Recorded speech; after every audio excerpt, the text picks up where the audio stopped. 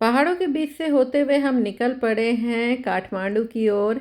ये नेपाल में है और हमारा सफ़र अभी जारी है। रास्ते में हमें दिखा बहुत सारा संतरा, यहाँ ऑरेंज फेस्ट लगा हुआ था जो काफ़ी अच्छा लग रहा था कि इस तरह के फेस्टिवल मनाए जाते हैं। हमने भी संतरा खरीदा और कब इतने सारे संतरे खा लिए हमें पता ही नहीं चला। फिर हम रुक गए वहाँ के जायके को टेस्ट करने के लिए।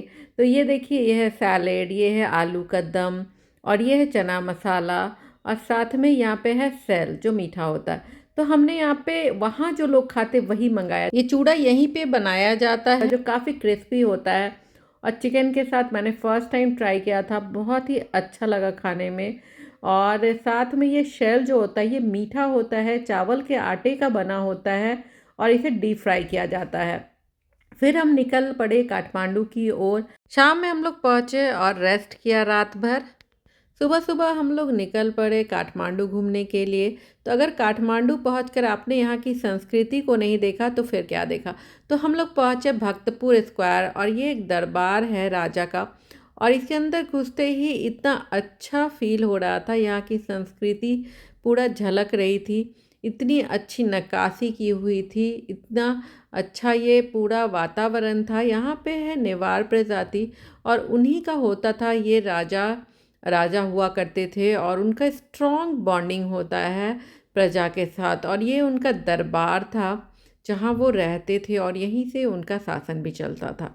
और इसी के आसपास सारी बस्ती भी अभी भी है, वहाँ पे लोग हैं और वहाँ की संस्कृति की झलक यहाँ बहुत अच्छे से मिलती है। यहाँ की संस्कृति को बचा के रखा गया है, ये इनकी धरोहर है और इसके लिए टिकट लगता है जो आप पे करते हैं और इसको घूमते हैं।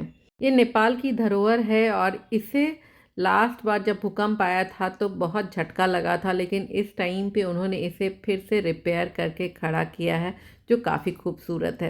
ये राजा का दरबार देख के हम बहुत खुश हुए और अब ये टूरिस्ट प्लेस है तो यहाँ पे बहुत सारे शॉप्स हैं छोटे छोटे, जिसमें यहाँ की संस्कृति झलकती है।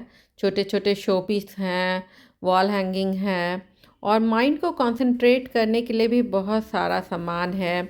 और लकड़ी पे किया हुआ बारीक नक्काशी भी है जिसे आप अपने घर में ले जाके सजा सकते हैं। बहुत सुंदर है ये, देखने में भी खूबसूरत था और हमारा मन यहीं कहीं घूम रहा था। हम लोग पूरे मार्केट में धीरे धीरे धीरे करके वहाँ की संस्कृति को देख रहे थे और समझ रहे थे। वहाँ के लोग भी बहुत खूबसूरत हैं, छोटे आकार के होते हैं और उनका पहनावा भी बिल्कुल ट्रेडिशनल था। आज भी वहाँ पे उन्होंने अपनी ट्रेडिशन को बचा के रखा है और उसको गंभीरता से निभाते भी हैं और नेपाली होने का फ़र्ज भी निभाते हैं। यहाँ पर जाकर आप कुछ एक्टिविटी कर सकते हैं जिसमें पॉटरी बहुत ही मेन एक्टिविटी में है। लोग यहाँ पे आते हैं और समय निकाल करके सीखते हैं कि कैसे हम इस मटके को बना सकते हैं। इसमें कम से कम हाफ एन आवर का समय लगता है। फिर हमें ये कैफ़े दिखा छोटा सा जो काफ़ी खूबसूरत था, तो मैं इसमें घुस गई और मैंने इसके पिक्चर्स लिए। यहाँ पे खाने के लिए चीज़ बॉल, चिप्स, आलू के, केला के और बहुत सारे नमकीन थे जिसे हमने खरीद के पैक करवाया। थोड़ा सा हम लोग आगे बढ़े तो हमें ये नाग पोखर मिला जो रानियाँ नहाया करती थी यहाँ पे। ये काफ़ी पुराना था। यहाँ की हर दीवार, हर एक आकृति, हर एक कलाकृति आपसे कुछ कह रही थी, मानो यहाँ की संस्कृति इसमें सिमट कर रह गई है अब। जब हम वापस जा रहे थे तो वहाँ पे हमने लोकल्स को खेलते हुए देखा। ये एक गेम जो हमें समझ तो नहीं आई, पर हमने नाम पूछा तो उन्होंने बताया कासू मलापे। अच्छा लगा, पुरानी संस्कृति आज भी जिंदा है।